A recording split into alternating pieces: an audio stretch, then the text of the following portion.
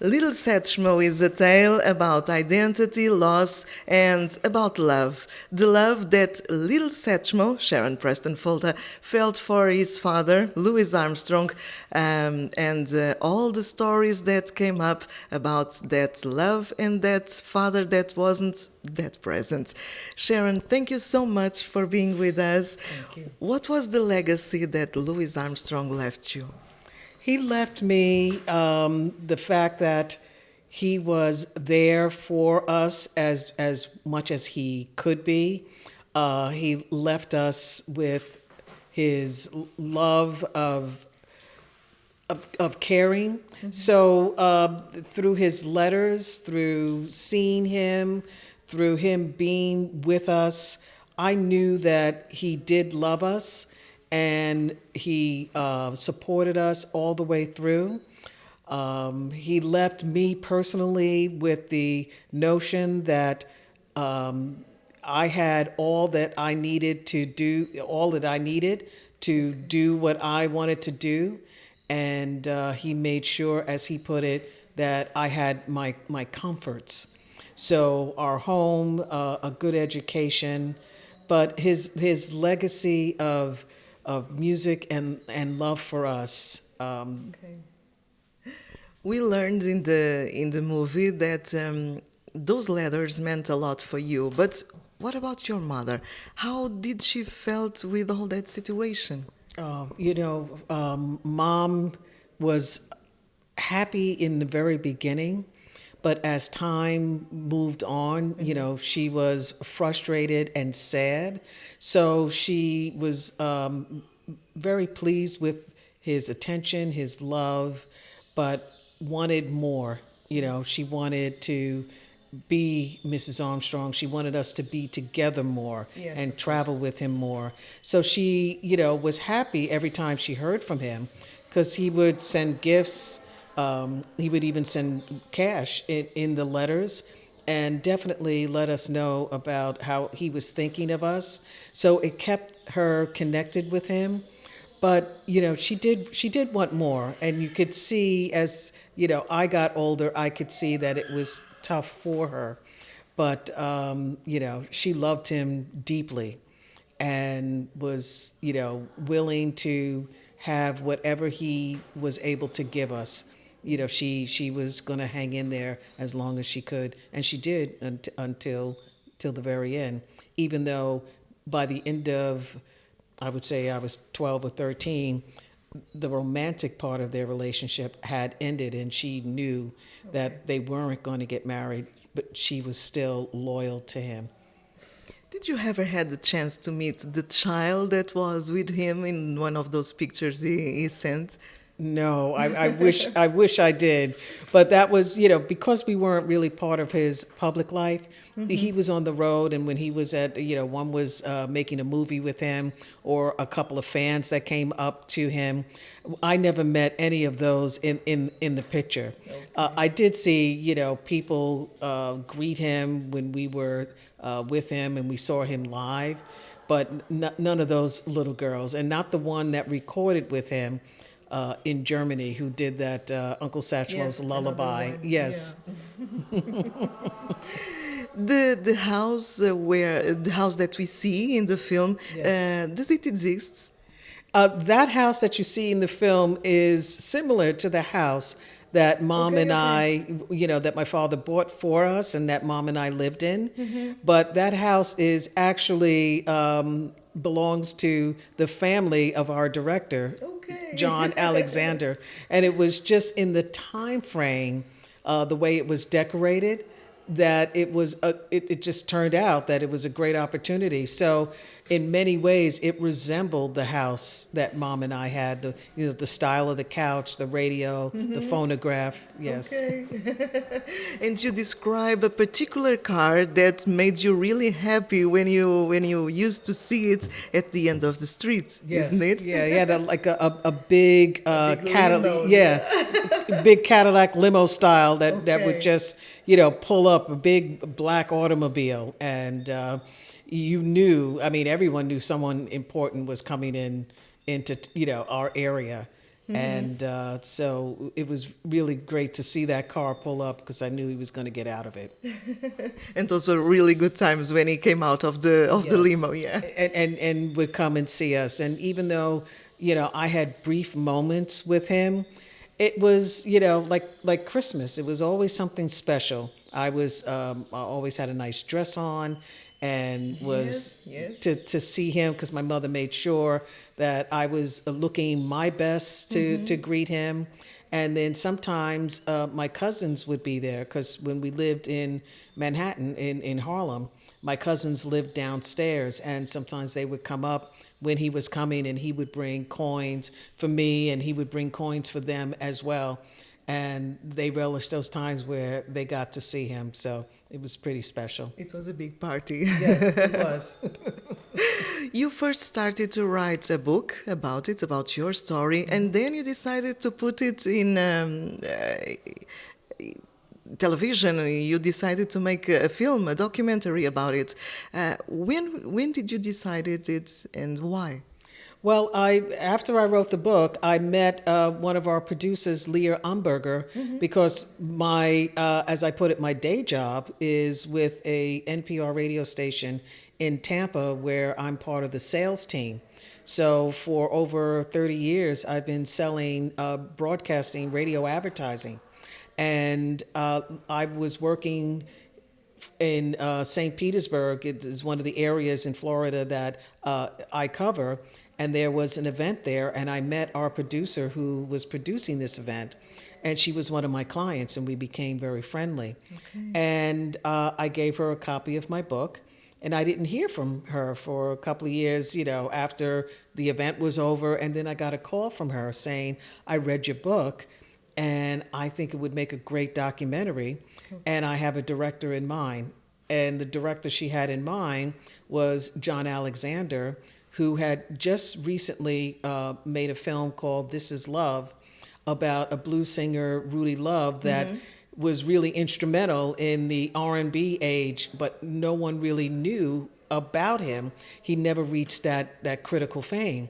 And she gave a copy of she read the book, gave it to John, and he read the book, and then we all got together and went forward. So it was always in my heart wanting to make a documentary, but it happened that Leah, had the idea and introduced John, and then we all came together to make Alexander made it real. Yes, he did.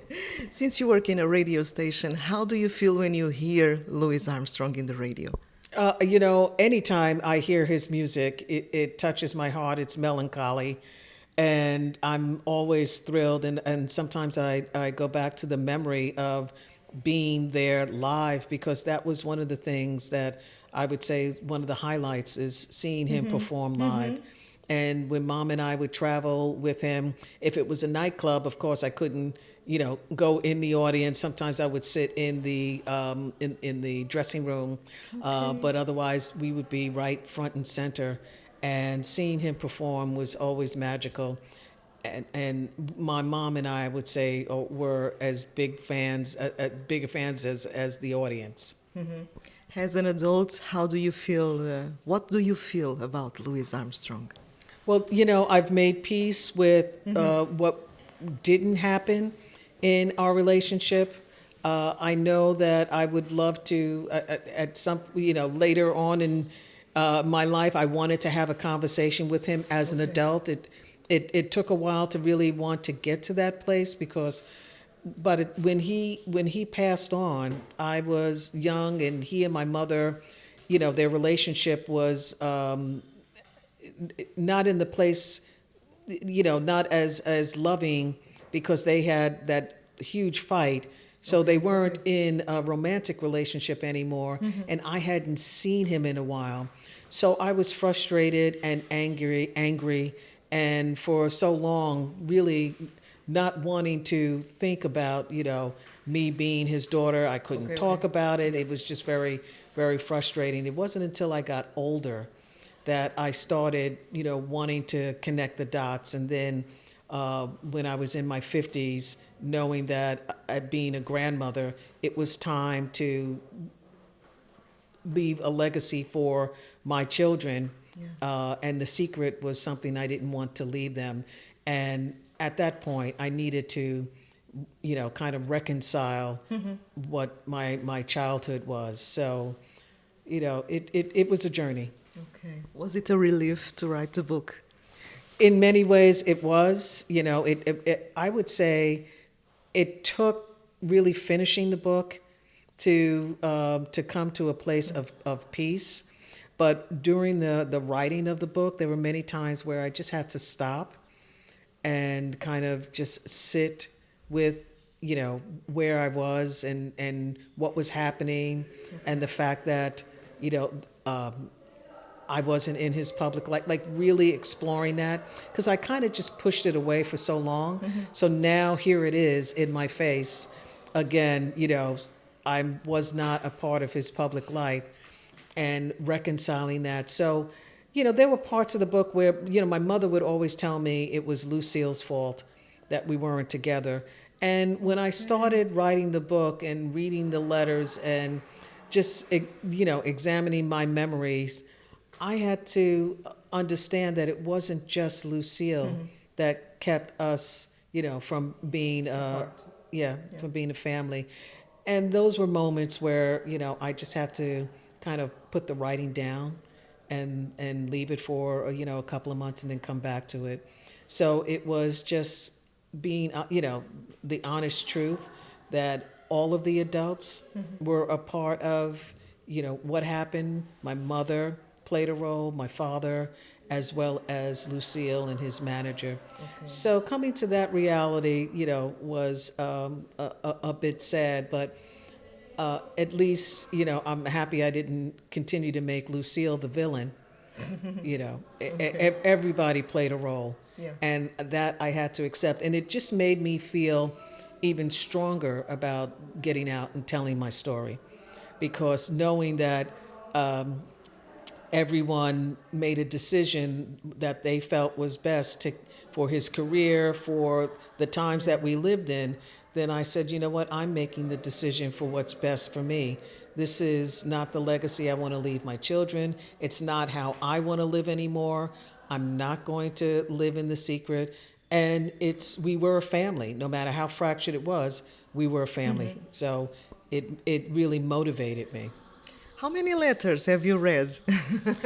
The letters, I would say the collection that my mother kept, because I know there were many that she didn't keep, but the collection, about 13 letters, and then telegrams, old-fashioned Western Union telegrams were in there, and then some audio.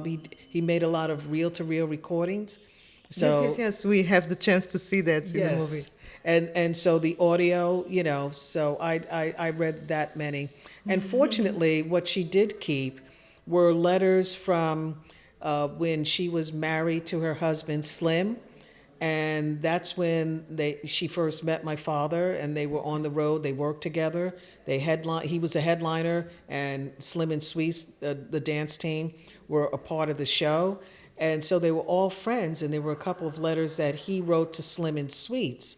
And then the letter, and then the letter that he wrote to her, saying how happy he was to know that she was carrying his little Satchmo. So to see the progression from the friendship to the romantic relationship, that I was thankful that she had that. And then all of the other letters that go through their relationship, where he's saying to her, just be patient. I'm doing what I need to do for us. This is for our future. There's so many that don't do the right thing. So, as an adult reading that, I could and see the frustration, what she must have been saying. Yes. And then and then writing the book, and then like in my memories, how my mother was and how she was reacting, then it just all really came together. And then one of the last letters that,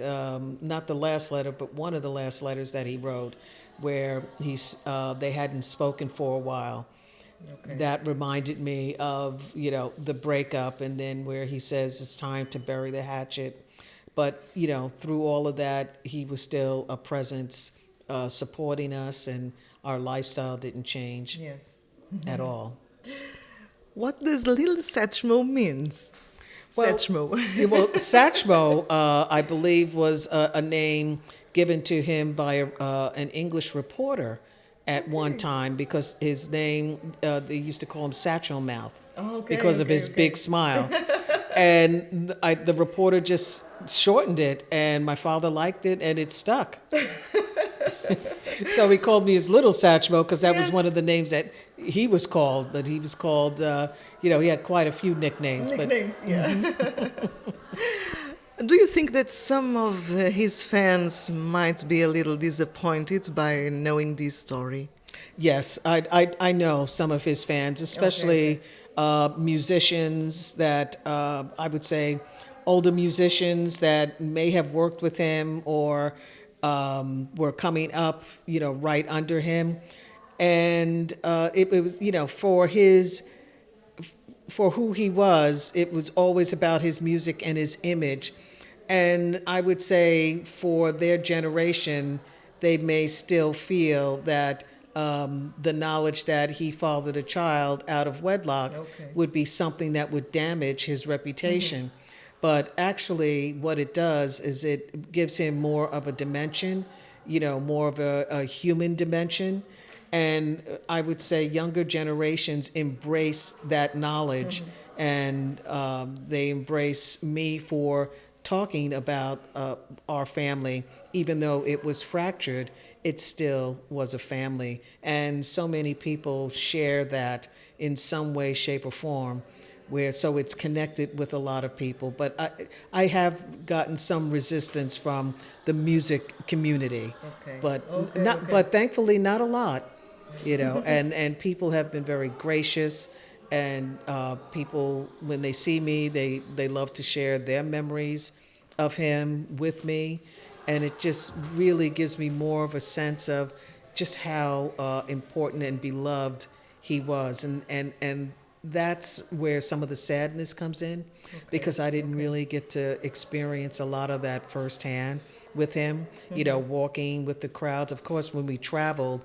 you know, seeing how big the shows were and seeing how the fans reacted when he played is one thing. And then, of course, there were always people coming in the dressing room, and it was always a big deal. But not enough of it, not a lot of it. Do you think that you can pick up some of those memories and make another movie?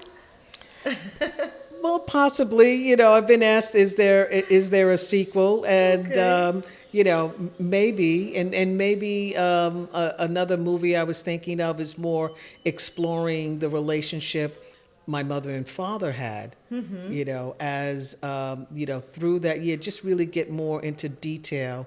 The good, the bad, the ugly, you know, in that relationship, exploring more of that, you know, from where I observed it. We will be expecting it. Thank you so much. Thank you so much for your time, for your conversation, for your movie. Thanks for all. Well, thank you so much for you know, your interest and for speaking with us and promoting the movie. Thank you. It has been a pleasure. Thank you. Thank you so much.